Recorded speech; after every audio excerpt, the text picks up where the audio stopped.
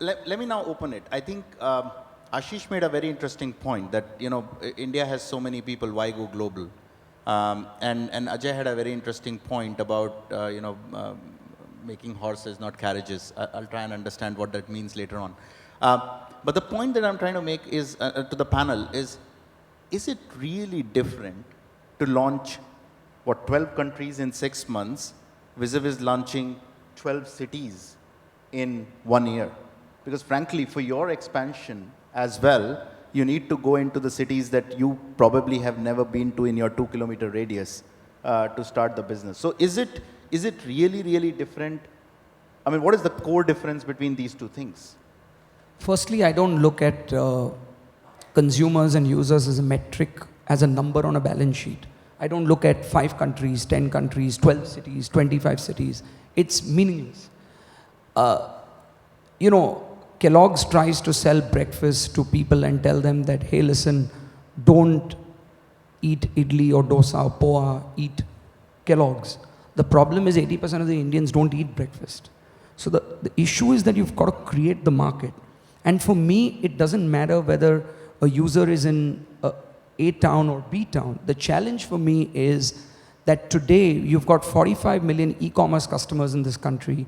15 million of them have digital payment access, or they use digital payments. They may have the access, but they have a lot of challenges in using them. 30 million are cash on delivery customers. By 2020, this number will be 250 million, out of which 40 million will be digital payment and 210 will be COD. This is a big problem. We talk about an emerging global country. We've got 1.2 billion Indians, 800 million handsets, 250 million smartphones, and 90 million to 100 million data connections. 18 million credit cards, 400 million bank accounts. And then we talk about how are we going to address this customer. It doesn't matter where he is. So for me, first of all, I go to wherever there is a cinema. The beauty about our business is that it chugs along whether, you are in a euphoric phase of GDP growth or you're in depressive times. Because in recession, alcohol sales and movie ticket sales go up. So I'm really happy. Whatever happens, it doesn't matter to me. And data consumption as well. And data consumption. But the fact is that the problems that we are trying to solve is we are trying to remove this information arbitrage. I remember growing up in Bombay, I live in Juhu. I would go 30 kilometers to Sterling and Regal, and some of you in Delhi would go to Saket and sit outside or Priya Cinema, and the guy would say it's house full, and pigeonhole tickets. And then when the show was just about to start, some black marketing guys would sell tickets.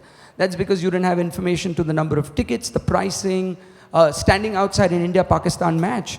Can you imagine doing that today for IPL? You don't. It's all available online. You know the price, you know the category, you can see your view from the seat. So the problem that we're trying to solve is information arbitrage, information democratization, giving consumers the ability and access to tickets, trying to solve the problem of payments, trying to see if we can handle cash in some way, trying to make it frictionless as a transaction.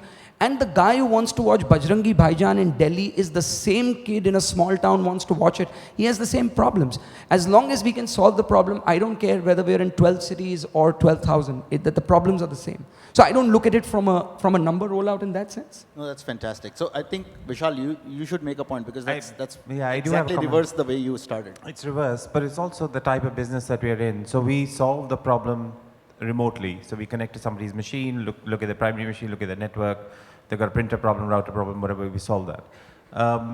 When we started, we saw that there was a shift between people going from yellow pages to the internet and actually searching the internet and trying to find a solution. So our marketing was actually done through the internet. So from there, that perspective, India at that stage was not at the time that people had ingratiated internet as a way to actually contract, qualify services. Even in the US, we see there's certain pockets where we have more customers, or cost of acquisition is actually more effective, or the number of people that you can get in terms of customers are more derived. So I think from what's the difference between us launching, I think it'd be more challenging for us to launch in a market like India.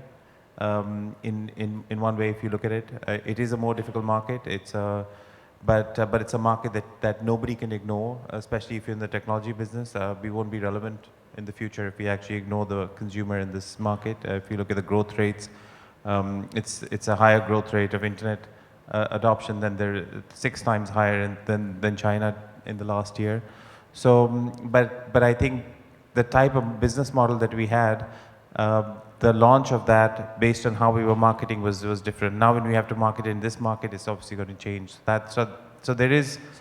So no, that's interesting. So I think the right way to probably ask the question is to ask Ambrish as to, I mean, he's saying today's entrepreneur says, why not global?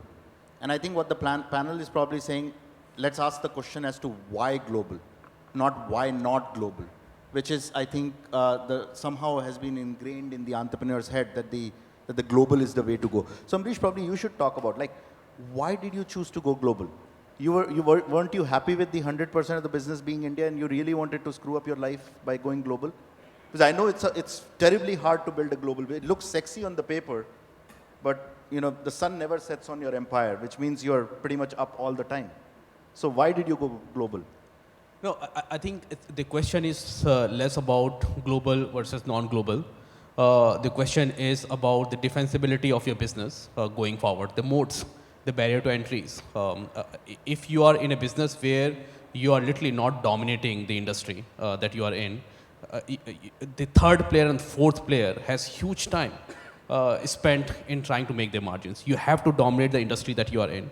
And when we talked about global, we didn't talk about, we say half of the word, which is emerging markets, not developed market. We are very clear that this is the PSTN markets are what we wanted to be. And there's a reason behind it.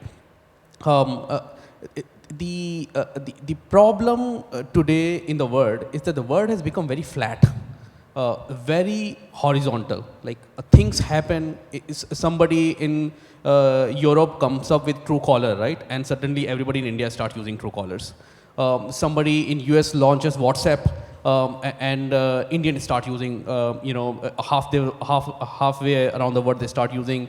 Suddenly SMS business for telecom operators goes down because the disruption happened in US. A question and answer site opened up in US for US market, a Quora, and suddenly, a business which was thinking of doing arbitrage on information asymmetry between consumers, right? His business is devastated because Quora has suddenly become popular. The world has become so horizontal today that you have to think about the whole world at a time and not a particular country, because otherwise you're going to be disrupted. For us who are in the productivity solutions for small businesses, fundamentally speaking, right? I mean, phone number is a business identity that we sell to small businesses, right? We don't have luxury to think India, because if we think India and we sit in this castle, sooner or later we are going to be attacked by a company which is going to build up a similar business, let's say in Latin America or Middle East or China, right? And there are going to be enough capital with them, they're going to have enough, experience that they will build up if we don't go there. And, this business, there's going to be literally a war and there's not going to be any margins. For us, it's a survival. It's either you dominate this whole industry in all this market, or literally be ready for a bitter fight. So while we have advantage, while we are pioneers, we just choose to be, set out, this is our territory, which is half of the world is our territory, and this is the market that we are going to dominate, and we're not going to let anybody else come. And that's how we started out. Unfortunately, right, we are ahead in the game. If anybody else comes, we'll fight it off.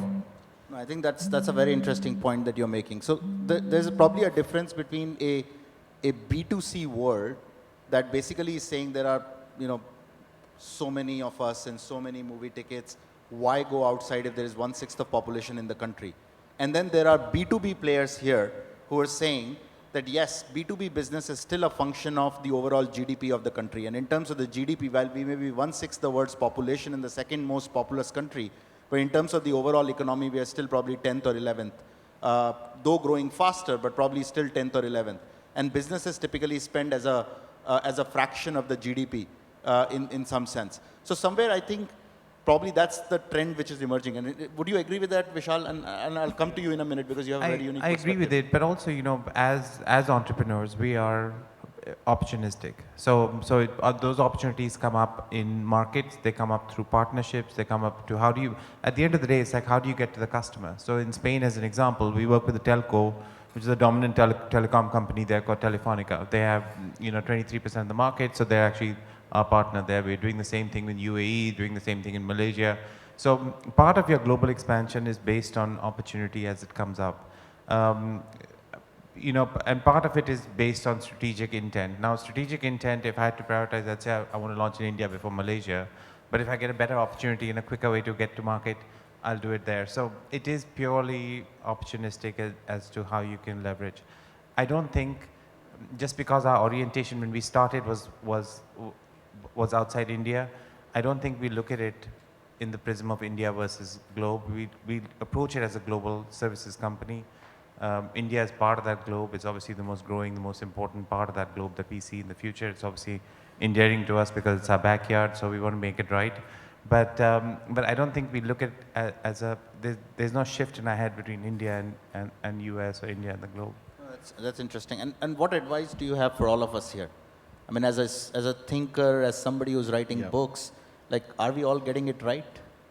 Absolutely. I mean, everyone is getting it right. I mean, my whole perspective is that globalization for us, or globalization is of course one thing that we can literally access. What Amrish mentioned. Of an incident that happens in the US, it like within a split second. So Sandra Bland incident happened. Everyone knows about it. Everyone is sharing it on Facebook. Information democratization is something that absolutely we need. I think what from a Harvard perspective is that everyone has something to sell, and everyone can create that need to buy that product or service. That's essentially what Harvard is trying to bridge. Very unique perspective, a huge play in this. But the big point is, when we talk about creating horses versus just carriages, I mean, a lot of us, the focus is only towards the opportunity that we see, let's say, in the West. When we say globalization, literally most of us mean UK, US, maybe to an extent China, and a couple of other countries. I mean, that doesn't really include more than half the world. I mean, Africa, right? You have Canada, you have South America. Most of us have not even ventured into those markets, which I believe is possible if you start connecting the producers to consumers in those economies. So that's one aspect, right? When we're talking about creating just carriages, for example, we're doing a lot of skill development. But a lot of that skill that we are developing, are they fit to produce anything? So we train, let's say, IT professionals in villages, but we don't have enough opportunity for them created. So what these guys end up doing is become chowkidars. I call that the ABCD effect, right? They end up becoming ayabai chowkidars and drivers. And are we creating enough from them? I don't know. There's a huge opportunity. We can possibly get them to do something which they could do in their own native places, create something which they do best, and then create a market for that, India and abroad, globally, which people can buy. What could it be? It could be handloom, it could be BPO services that we are providing. I mean, the women that we're working with are working with some of the stock market firms in New York, and they are working fantastic, right? Because we're able to define the processes really well. So that's essentially my take. I think everyone is getting it right. I mean, all of us together can, sort of bridge the gap and, really democratize the information and, create value overall. So I think I'll also try and give InMobi's perspective to it, because we probably in the last 6 years we've created probably the most global product company out of India, and I think we never wanted to be global. I think let's just start with it. We never knew. I mean, I hadn't traveled outside India before 2008. My first trip was to Indonesia, and then Indonesia was the first market that we started with. But frankly speaking, we once, so I'll give you this one stat, if for whatever it is worth. 70% of data consumption that happens in the country, in India, of the sites and the apps and the games and everything else that you're using, the creator of that app or a site or a game is actually not based in the country. That number is same across the world, barring two countries, US and China. For US, roughly 50 to 55% of the content consumption that happens in the US originates in the US. And for China, that number is about 61, 62%.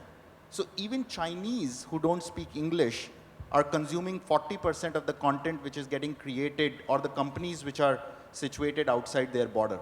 So when we look at the mobile world, frankly speaking, the countries are just another line in the sand for us because we need to take care of money movement between different countries and the taxes and things of that nature. We think that mobile and mobile internet has actually flattened the world to a level that it has never seen it before, and it is only going to increase further from here on. And somebody else was telling me this beautiful stat. They said the Facebook of China is not Facebook but Tencent. Facebook of India is Facebook. Amazon of India is Amazon, but Amazon of China is Alibaba. So you're basically talking about a market which has created a scenario where the local entrepreneurship developed very, very fast, and it is now coming across at the world to take it. I mean, Jack Ma spoke something in the US, and now Amazon is thinking that when Jack Ma launches the model that they had in China in the US, what's going to happen to Amazon's core model? So somewhere, my fundamental belief is that when you're in a digital business or a mobile internet sort of a business that we are in, being global is not a choice, it is a necessity. Because if you're not global, and I have seen in my own space, roughly over 100 plus companies which were only local die because they were not global. Because when you have the onslaught of these large global companies like a Facebook or a WhatsApp or a Google and things like that, and you're not global in that scenario, you're actually exposing yourself to a global onslaught. So that's just InMobi's perspective. Take it for whatever it is worth, and we've seen the word to be in this space. Now, I'll just poke one more topic, and then we'll open it for the group. What's your word order today? Like, I know that when we were growing up, the aspirations, and I came out from IIT in about 2001, and you did in 2000. When we were coming out, the only aspirations that we had were, beta acha padho, US mein pad lo, and then earn in dollars and pay back. And that's how typically it was. So somehow this generation has grown up with that fascination. That if you'll ask the first question that what's the next market that you want to enter after India, half of the hand, or maybe 90% of the hand will say US.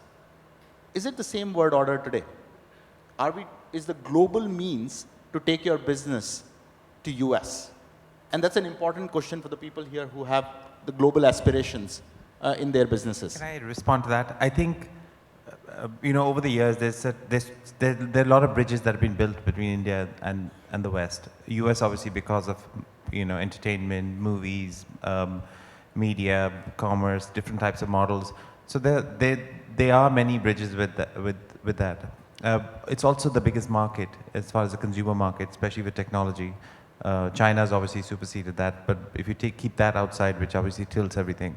So it is and the routes to market have actually, when we started, we had to, go to the US, I had to move there myself, I had to set up a company, a bank account, you had to be domiciled there, but now you actually don't need to. So the logic of just setting up in the West as a next stage is an easier, access to market versus what we did in Spain. So Spain, you had to have local center that you needed to develop. You need to, employ people in Madrid. You had to change your model considerably. Your product itself changed. And you had to take care of all cultural nuances, which you didn't. So if your product keeps shifting, then obviously you need to be more challenged about how you're looking at global. But America just seems to be the natural large market that everyone wants to address when you're growing up. And I was talking to you, Ashish. I mean, you gave me the example of the potential Book My Show. The next version of it is going to look like a rotten tomato. I mean, that's, of course, where you're headed. But, I mean, is that the market where you draw your biggest inspiration from? Well, look, you're right. I mean, we do look at what the trends in the US are and what's happening in China. And like I said, you do draw inspiration. Let me be honest, we don't find any inspiration. We steal, we rob.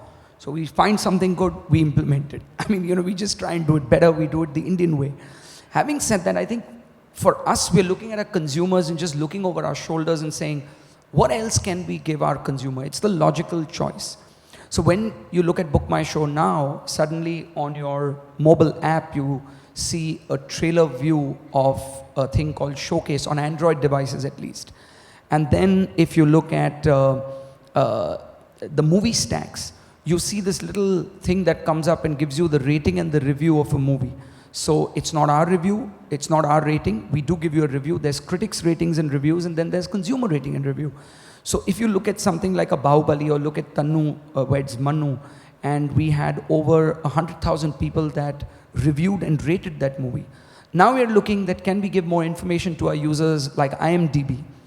Can we give you a little more video? A lot of people said, hey, listen, you should do Netflix in India. I'm not fussed about the fact that connectivity is a problem, because connectivity will get solved. That problem will get solved in the next couple of years. I think the challenge is that in the US, Netflix is at $8 a month, and your monthly bill for connectivity and your channels at home for digital content is $80. So $8 as a price point is 10%, which works for you. In India, people get cable for 250 rupees a month. At 25 rupees a subscription, what can I get you? I'll get you a 35-year-old movie which you don't want to probably watch. So, people tend to forget that. A lot of people say, movies do well in India because people are sad, there's no money, they're destitute, they want to run away from reality, therefore people like to see people in a fantasy land. It's bullshit. We like to watch movies in India because it's the cheapest indoor entertainment. We are a hot, dusty, dirty country. And we like to be indoors as humans. Why do you think in the Middle East, do you think they're crazy and they're shoppers the day they were born? They like to be in malls because it's 45 degrees outside. You go to Noida, you will find the same thing. Nobody is shopping. All the malls in Gurgaon, nobody is shopping, but everybody has free air conditioning. We like to go to the movies because it's the cheapest form of indoor entertainment. I run Book My Show in New Zealand and Australia as well, incidentally. I shudder on a sunny, bright day when it's 35 degrees. Everybody is out sailing, swimming, golfing. Nobody is watching movies. In India, everybody watches movies because it's cheap and indoors. So you go to where the consumer is, try and layer some set of common sense, look at what your market is, and then you launch. Now, we are incidentally looking at Indonesia. It's a mobile-first market. 90% of the people are on mobile. It's a very disparate, broken-up market. Lots of islands. People need information, and they like movies and entertainment again because it's slightly hot and humid. So we're looking at it. I don't think US is our market because 46% of all of the spends on entertainment in the US is sport. Another 25% comes from live entertainment. Movies is a very small component. And secondly, you've got Ticketmaster and Fandango. मैं पागल थोड़ी हूँ इतना पैसा bleed करके वहाँ जाऊँगा. I have more problems to solve over here. So, you've got to go to where your market is.